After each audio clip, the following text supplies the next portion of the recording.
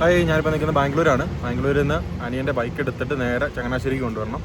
ഞാനിന്ന് വരുന്നത് ചങ്ങനാശ്ശേരി വരേണ്ട വഴി ഞാൻ ഇന്ന് നോക്കുന്നത് നമ്മുടെ സേലം വന്ന് സേലത്തു നിന്ന് കമ്പന്തേന് കയറി അതിലെ കുമളി വഴി നമ്മുടെ കുട്ടിക്കാനം വഴി മുണ്ടക്കയം കയറി അതിലെ ചങ്ങനാശ്ശേരിക്ക് വരാനാണ് ഉദ്ദേശിക്കുന്നത്. അപ്പം ഞാനിപ്പോൾ നിൽക്കുന്നത് എനിക്ക് ഭയങ്കര ട്രാഫിക്കായിരുന്നു. ഞാൻ ബാംഗ്ലൂരിൽ നിന്ന് ഇപ്പം ഞാൻ കറക്റ്റ് നിൽക്കുന്ന ഹൊസൂറാണ്. ഹൊസൂർ ഇന്നർ റോഡിലാണ് നിൽക്കുന്നത്. അവിടം വരെയുള്ള വീഡിയോ ഞാൻ ഷൂട്ട് ചെയ്യാൻ പറ്റില്ല, കാരണം അതുപോലെ ട്രാഫിക്കാണ്. ഏകദേശം സ്കൂൾ ടൈം ആയപ്പോഴാണ് ഞാൻ അവിടെ നിന്ന് ഇറങ്ങിയത്. ഇപ്പം ഞാനിപ്പോൾ ഹൊസൂർ ഇന്നർ റോഡിൽ കയറിയിട്ട് നേരെ ചെല്ലുന്നത് സേലത്തോട്ടാണ്. സേലത്തുനിന്ന് അതിലെ ഞാൻ പറഞ്ഞ പോലെ കമ്പന്തേനി ഡിണ്ടിങ്ങൽ വഴി കമ്പന്തേനി വഴി കയറി പോകുന്നുണ്ട്. അപ്പോൾ ഞാൻ എന്തെങ്കിലും കാഴ്ചകളൊക്കെ നിങ്ങളെ കാണിച്ചു തരാം കേട്ടോ.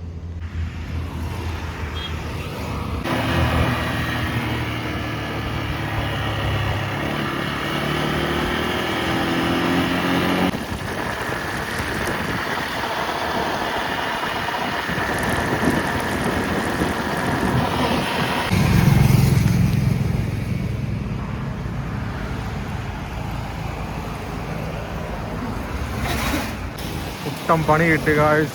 അത് സ്റ്റെയർ എടുക്കാൻ ഇനി 22 കിലോമീറ്ററും കൂടെ ബാക്കിയുള്ളൂ. അപ്പോഴേക്കും മഴ പെയ്ത് ആകെ ട്രാപ്പായി നിൽക്കുകയാണ്. ഓട്ടുമില്ല, ഒന്നുമില്ല. ഒരു പരിപാടിക്ക് ഇവിടെ ഷെഡൊക്കെ കെട്ടി വെച്ചേക്കുന്നുള്ളത് കൊണ്ട് നമ്മുടെ ബൈക്ക് ഇവിടെ സേഫ്റ്റി ആയിട്ടിരുന്നുണ്ട്.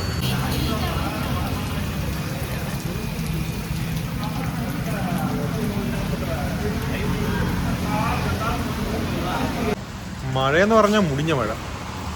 ആദ്യം സേലത്ത് നിന്ന് ഭയങ്കര മഴയായിരുന്നു. അവിടുന്ന് കുറച്ച് മഴ മാറിക്കഴിഞ്ഞ് മുട്ടറ്റം വെള്ളമുണ്ട്. മുട്ടറ്റം വെള്ളത്തിൽ കൂടെ എല്ലാം വണ്ടി ഓടിച്ച് മൊത്തം കുളിച്ച് ഒരു രക്ഷയില്ല. കാരണം നേരെ ബാംഗ്ലൂർ പോവുക, വണ്ടി എടുത്തുകൊണ്ട് വരിക, അപ്പോൾ തന്നെ തിരിച്ചു പോകുക എന്നുള്ളൊരു പ്ലാനിലാണ് വന്നത്.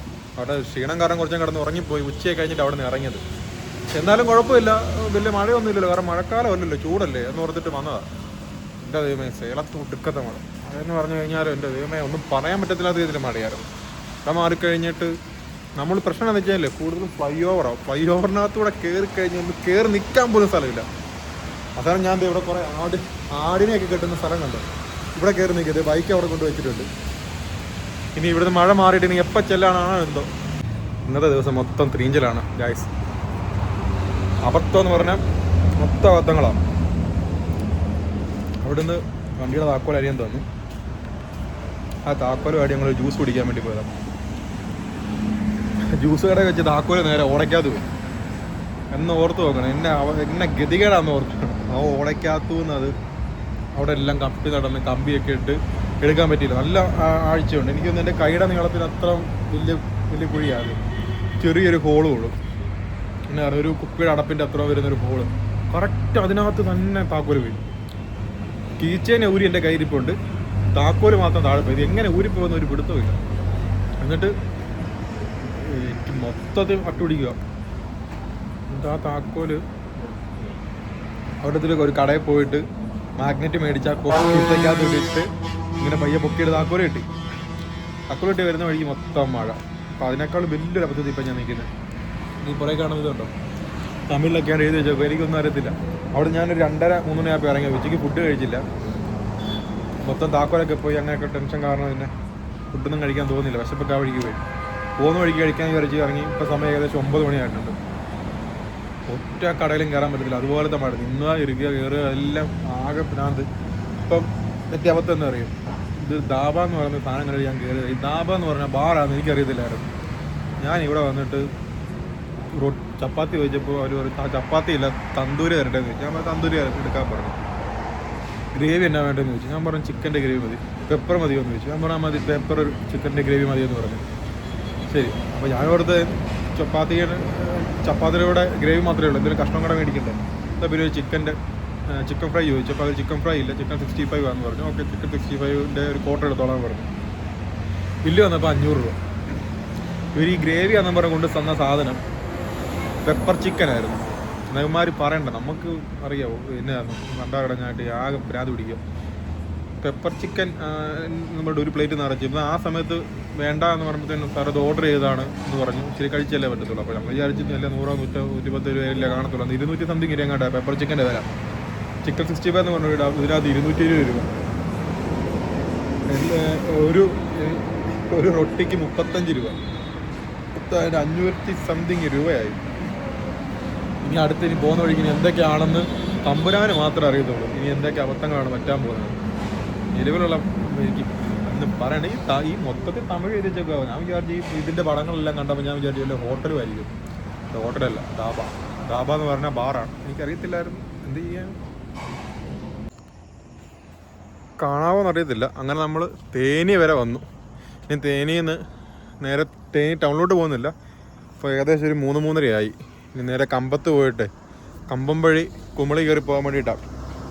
ആകെ അവിഞ്ഞു പോയി. റൂമൊക്കെ എടുക്കണമെന്നുണ്ടായിരുന്നു, പക്ഷേ ഇപ്പം 3 മണിയായില്ല. വെറുതെ എന്തിനാ ഒരു 3-4 മണിക്കൂർ കൊണ്ട് റൂം എടുക്കുന്ന ആലോചിച്ചിട്ട് തൽക്കാലമുള്ള ബസ് സ്റ്റാൻഡിലും അവിടെ ഇവിടെ എല്ലാം കയറി ഇരുന്ന് ടൈം സ്പെൻഡ് ചെയ്ത് പോവുക. പിന്നെ വേറൊരു കാര്യം കൂടെ കാണിച്ചു തരാവേ. ഷൂ ഒക്കെ ഇട്ട് വന്നുകൊണ്ടിരുന്ന ഞാനാ. ഇപ്പോൾ അതിൻ്റെ അവസ്ഥ കണ്ടോ? അതേ ഷൂ ഒക്കെ നനഞ്ഞ് കുളിച്ച് ഷൂ എല്ലാം പുറകെ കെട്ടിയിട്ടിട്ടുണ്ട്. സോക്സ് എല്ലാം ഇവിടെ ഉണങ്ങിയിട്ടുണ്ട്. വെയിലാകുമ്പോഴെങ്കിലും കാറ്റടിച്ചെങ്കിലും കുറച്ച് ഒടുങ്ങണം, അല്ലെങ്കിൽ ഭയങ്കര മണമായിരിക്കും. ഇതെല്ലാം കഴിഞ്ഞ് വണ്ടിയൊക്കെ അവിഞ്ഞിരിപ്പുണ്ട്. മഴ കാരണം അനിയനാണെങ്കിൽ നല്ല വൃത്തിക്ക് കഴുകി വൃത്തിയാക്കി കൊണ്ടു തന്ന വണ്ടിയാണ്. അപ്പം അതിൻ്റെ പരുവം കണ്ടോ. അപ്പം ഞാൻ ഈ കമ്പം തേനി ഭാഗത്തെല്ലാം ഒന്ന് തേനിയിലോട്ട് പോകുന്നില്ല, കാരണം ഇതാണ് തേനി. കണ്ട് ആ വരുന്ന വഴിയാണ് നേരെ നമ്മുടെ ഡിണ്ടുഗലിൽ നിന്ന് കമ്പം തേനിക്ക് വരുന്ന ഹൈവേ ആണത്. ആ റോഡ് നേരെ പോകുന്നതാണ് തേനി ടൗണിലോട്ട്. ഇവിടുന്ന് നേരെ അങ്ങോട്ട് കയറുമ്പോഴത്തേന് നേരെ കമ്പം വഴി നേരെ പോകുന്ന കമ്പമാണ്. ആ വഴി നേരെ കമ്പം കയറി അതിലാണ് നമ്മൾ നേരെ കുമളി വഴി കയറി പോകുന്നത്. അപ്പോൾ മാക്സിമം ഒരു നേരം വെളുത്തിട്ട് കാണാമെന്നുള്ള രീതിയിലാണ് നിൽക്കുന്നത്. ഇവിടെ കുറച്ച് നേരം നിൽക്കാൻ വിചാരിച്ചു കഴിഞ്ഞാൽ ബസ് സ്റ്റാൻഡിൽ നിൽക്കാൻ കഴിഞ്ഞാൽ ഭയങ്കര കൊതുകാണ്. ഈ കൊതുകടി എല്ലാം കൊണ്ട് ഇവിടെ ഇരിക്കുകയാണ്. കുറച്ചും കൂടെ ഒന്ന് നേരം വെളുത്തിട്ട് പോവുകയാണെങ്കിൽ എന്തെങ്കിലുമൊക്കെ കാണണമെന്ന് വിചാരിച്ച് വന്നുകൊണ്ടായിരിക്കും ഒന്നും കാണാൻ പറ്റാതെ പോയി യാത്രയായിപ്പോയത്. അങ്ങനെ ഞാനിവിടെ കുത്തിയിരുന്ന് നേരം വെളുപ്പിച്ചു. തേനി കഴിഞ്ഞു. കമ്പത്തിലോട്ട് ഇനി ഒരു 15 കിലോമീറ്ററേ ഉള്ളൂ. തേനിയുടെ ഭാഗം ആ ഒരു ഗ്രാമാന്തരീക്ഷം എനിക്ക് മിസ്സായി. ഇനി കമ്പത്തിൽ എന്തായാലും ഞാൻ മിസ്സാക്കത്തില്ലെന്നുള്ള ഒരു വാശിപ്പുറത്ത് ഇങ്ങനെ ഇരിക്കുമായിരുന്നു. ഇവിടെ ഭാരത് പെട്രോളിയത്തിൻ്റെ പമ്പിൻ്റെ ഫ്രണ്ടിൽ ഇരുന്നു.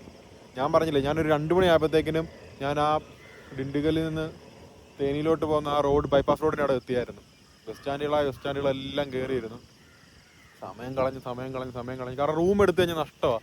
കാരണം എനിക്ക് രാവിലെ 5 മണി 6 മണി ആകുമ്പോഴത്തേങ്കിലും ഇറങ്ങിയാലേ എല്ലാം കാണാൻ പറ്റത്തുള്ളൂ. നേരത്തെ കാലത്ത് വീട്ടിലിറങ്ങണം. ഞാൻ വെള്ളിയാഴ്ച വീട്ടിൽ നിന്ന് ഇറങ്ങിയതാണ്. അപ്പം അതുകൊണ്ട് എനിക്ക് എല്ലാ സ്ഥലങ്ങളും കാണണമെന്ന് ആഗ്രഹമായിരുന്നു. അപ്പം അതുകൊണ്ട് റൂം എടുത്ത നഷ്ടം. കാരണം ഞാൻ 3 മണിക്ക് അല്ലെങ്കിൽ 4 മണിക്ക് ഒരു റൂം എടുത്തു കഴിഞ്ഞാൽ ഒരു എന്താ പറയുക, ഒരു 6 മണിയാകുമ്പോൾ എഴുന്നേറ്റ് പോയി കഴിഞ്ഞാൽ 2 മണിക്കൂർ കൊണ്ട് ഞാൻ എന്തിനാണ് വെറുതെ റൂമിന് സ്പെൻഡ് ചെയ്യുന്നത്? അതുകൊണ്ട് ഒരു ദിവസം ഉറങ്ങില്ലെന്നേ ഉള്ളൂ. നേരെ വീട്ടിൽ ചെല്ലി ഉറങ്ങാലും. ഇത് കണ്ടോ, നേരം വെളുത്ത് വരുന്ന ഒരു അന്തരീക്ഷം കണ്ടോ. തമിഴ്നാട്ടിൽ നമ്മുടെ നാട്ടിൽ ഇത്ര ഒരു ഭംഗി ഞാൻ കണ്ടിട്ടില്ല. ചിലപ്പോൾ ഓരോ നാട്ടിലും കാണും, പാലക്കാടൊക്കെ കാണും. പക്ഷെ ഈ ഒരു ഭംഗി കണ്ടോ, നല്ല ആ ഒരു എന്താ പറയുക, ചന്ദ്രൻ അങ്ങോട്ട് മാഞ്ഞങ്ങോട്ട് പോകുമ്പോൾ ഇപ്പുറ സൈഡിൽ ഒരു പുള്ളി ഇങ്ങനെ ഉദിച്ച് വരാൻ വേണ്ടി ഇങ്ങനെ നിൽക്കുക കണ്ടോ. മാനം ആകാശമൊക്കെ വേറെ കളറിലോട്ട് മാറിയിട്ടുണ്ട്. അതുപോലെ ഈ തമിഴ്നാട്ടിൽ, അതായത് നമ്മൾ ഈ കുമളി കഴിഞ്ഞ് ഇങ്ങോട്ട് കയറിയിടുമ്പോൾ ആ ഒരു ഭയങ്കര, ഞാൻ ഈ വീഡിയോസിലൊക്കെ കണ്ട് എനിക്കത് കാണണമെന്ന് ഭയങ്കര ആഗ്രഹമായിരുന്നു.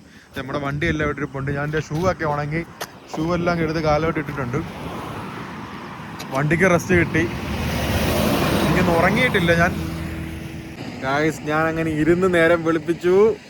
കണ്ടോ, നേരത്തെ എൻ്റെ ഫേസ് കാണാഞ്ഞുകൊണ്ട് ഞാൻ ബാക്ക് ക്യാമറ വെച്ചിട്ടാണ് കിട്ടുക കേട്ടോ. ഞാൻ ഇരുന്ന് എൻ്റെ ബാക്ക്ഗ്രൗണ്ട് എല്ലാം മാറി കണ്ടോ. നേരം വെളുത്തു. ഇനി അതിൻ്റെ അന്തരീക്ഷമൊക്കെ മാറിക്കൊണ്ടിരിക്കുക. ഞാൻ പറഞ്ഞില്ലേ, ഞാൻ ഓരോ ബസ് സ്റ്റോപ്പിൽ വന്നെന്ന് പറഞ്ഞില്ലേ. അങ്ങനെ ഇരുന്ന് വരാനുള്ള കാരണം എന്താ വെച്ച് കഴിഞ്ഞാൽ, നമ്മുടെ നാട്ടിലെ പോലെ ഈ എന്താ പറയുക, 5 ലക്ഷം രൂപ മുടക്കിയിട്ട് സ്റ്റീലിൻ്റെ മേശ വെച്ചേക്കുന്ന അല്ലെങ്കിൽ സ്റ്റീലിൻ്റെ പൈപ്പ് വളച്ച് വെച്ചേക്കുന്ന പോലത്തെ ഒരു സെറ്റപ്പ് അല്ല ഇവിടെ. അത് ബസ് നിർത്താനായിട്ട് ബസ് ബേ ഉണ്ട്. ആ ബസ് ബേ വരച്ചിട്ട് കറക്റ്റായിട്ട് ബസ് സ്റ്റോപ്പ്, നമുക്ക് മഴയും കൊള്ളത്തില്ല വെയിലും കൊള്ളത്തില്ല. നമുക്കൊരു ഈ പാർക്കിലൊക്കെ ഇരിക്കുന്ന പോലത്തെ ബെഞ്ചാണ് വെച്ചേക്കുന്നത്. അടിപൊളിയായിട്ട് നമുക്ക് ഇരുന്നോ കിടന്നോ എങ്ങനെയുള്ള റെസ്റ്റ് എടുക്കാവുന്ന രീതിയിലാണ് ഇത് ഉണ്ടാക്കിയിട്ടേക്കുന്നത്. അത് നല്ലൊരു കാര്യമായിട്ട് ഇവിടെ സർക്കാർ ചെയ്തേക്കുന്നത്. ആ കാര്യത്തിൽ ഇവരെ അപ്രീഷിയേറ്റ് ചെയ്തത്. പിന്നെ അതുപോലെ ഞാൻ വന്ന വഴിക്ക് ഒരു ഒറ്റ റോഡിൽ വേസ്റ്റ് കണ്ടിട്ടില്ല. അതൊക്കെ ഇവരെ സമ്മതിച്ചു. കറക്റ്റായിട്ട് അവരുടെ മുനിസിപ്പാലിറ്റിക്ക് അവരുടെ ജോലിയെല്ലാം കറക്റ്റ് ചെയ്യുന്നുണ്ട്. അങ്ങനെ നമ്മുടെ നാടിനെ കുറ്റം പറഞ്ഞല്ല, പക്ഷെ നല്ല കാര്യങ്ങൾ കണ്ടെന്ന് പറയണല്ലോ. അത് നേരം വെളുത്തിലുണ്ട്, ഞാൻ കാണിച്ചു തരാം.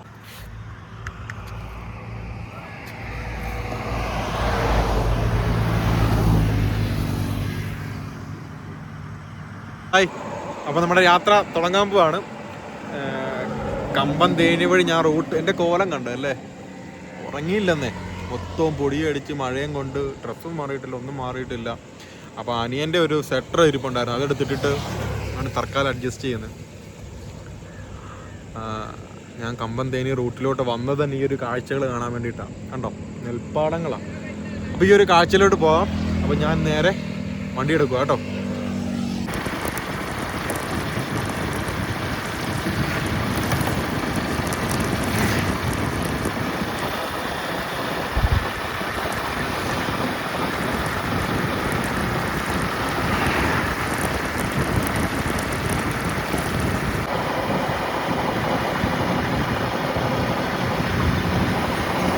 കമ്പത്ത് വന്നിട്ടും മുന്തിരിത്തോട്ടം കണ്ടില്ലല്ലോ എന്ന് ഓർത്ത് വിഷമിച്ചിരുന്നപ്പോഴാണ് കമ്പത്ത് ഞാൻ നേരെ കുമളി വഴിയാണല്ലോ പോകുന്നത്.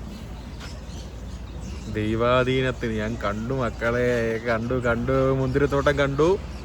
അതോട്ട് കയറാൻ പോവാ, നിങ്ങളെ കട കാണിക്കാവേ. അവിടെ നിരാശ, MSR പോയി കാണാൻ പറ്റിയില്ല. അവർ പറഞ്ഞു 9 മണിയാകുമ്പോൾ വരത്തുള്ളൂ. അതിൻ്റെ നേരെ ഓപ്പോസിറ്റ് ഒരെണ്ണമുണ്ട്, അവിടെ നിന്ന് കയറി നോക്കാവേ. ഫ്രണ്ടിലൊരു കുതിരയൊക്കെ ഇരിപ്പുണ്ട്, ചെന്നീസ് ഗ്രേപ്സ്. ഇതാണ് വേറെ. മറ്റേതിന് ഭയങ്കര ഡോറും ഫ്രണ്ടിൽ ഗ്രില്ലൊക്കെ വെച്ചേക്കുക, മതിലൊക്കെ കെട്ടിയിട്ട് ആർക്കും കയറാൻ പറ്റത്തില്ല. ഇത് കുറച്ച് ഓപ്പണാണ് കേട്ടോ. പക്ഷേ ഇവിടെ ഒന്നും ഇല്ലല്ലോ, വളർന്നു വരുന്നതേ ഉള്ളെന്ന് തോന്നുന്നു കേട്ടോ. ഞാൻ പറഞ്ഞില്ലേ, എൻ്റെ ഇന്നത്തെ ഈ യാത്ര മൊത്തം 3G. ഇപ്പം എന്തെങ്കിലും കണ്ടാൽ മതിയായിരുന്നു. ഇത് നല്ല പച്ച മുന്തിരി. പച്ച എന്ന് പറഞ്ഞാൽ പഴുത്തിട്ടില്ല കേട്ടോ, മറ്റേ നമ്മുടെ നാട്ടിൽ കഴിക്കാൻ കിട്ടുന്നിടത്ത് പച്ച മുന്തിരി അല്ല. സാധനം വിരിഞ്ഞ് വരുന്നതേ ഉള്ളൂ, പച്ച കളറിൽ. കണ്ടോ,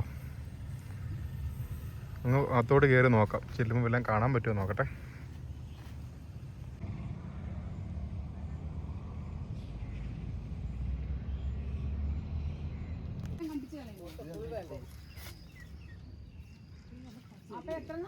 അങ്ങനെ മുന്തിരിങ്ങ കാണണം എന്നുള്ള തീർത്ഥമായ ആഗ്രഹം ഇവിടെ സാധിച്ചു. ഇനി അമ്മയും ദേവും ഒക്കെ ഭയങ്കര പണക്കത്തിലാണ്. അവർ ഞാൻ വീഡിയോ കോൾ വിളിച്ച് കാണിച്ചായിരുന്നു. അപ്പോൾ അവരുമായിട്ട് അബി എന്തായാലും തിങ്കളാഴ്ച വരുമെന്ന് പറഞ്ഞു.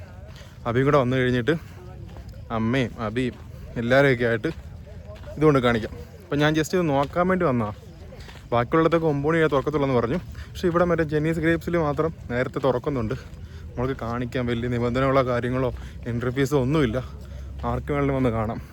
ഇവർ പറഞ്ഞത് എന്താണെന്ന് വെച്ച് കഴിഞ്ഞാൽ, ഒരു സൈഡിൽ നിന്ന് പറിച്ചു തുടങ്ങുമ്പോൾ അടുത്ത സൈഡിൽ അവർ മുന്തിരിവള്ളി കയറ്റി വിടും. ഒരു മാസം 1.5 മാസം ഉള്ളിൽ എല്ലാം പഴുക്കുമെന്നാണ് പറഞ്ഞത്. എനിക്കറിയില്ല, അവർ പറഞ്ഞതാണ്.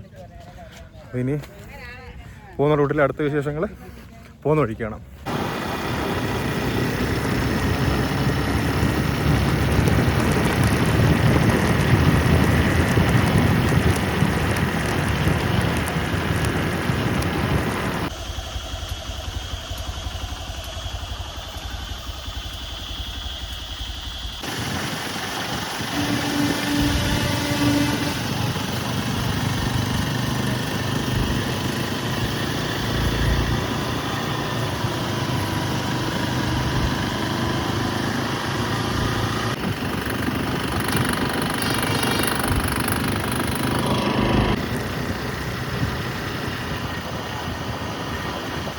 അപ്പോൾ ഈ തേക്കടിയിലോട്ട് ഇവിടെ നിന്ന് നേരെ ഇറങ്ങില്ല പക്ഷേ തേക്കടിയിലോട്ട് ഞാൻ പോകുന്നില്ല.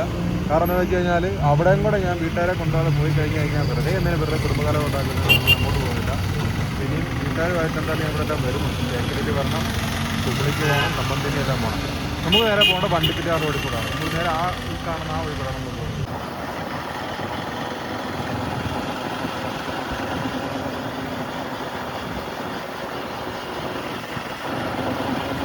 അങ്ങനെ ഏകദേശം എത്താറേ. ബാക്കിയുള്ള റൂട്ടൊക്കെ എല്ലാവർക്കും അറിയാവുന്ന റൂട്ടുകളാണ്. ഇനി ഇപ്പം ഞാനിപ്പോൾ നിൽക്കുന്നത് വണ്ടിപ്പെരിയാർ കഴിഞ്ഞ് നേരെ പരുന്തുംപാറയിലോട്ടുള്ള ആ റോഡിലാണ്.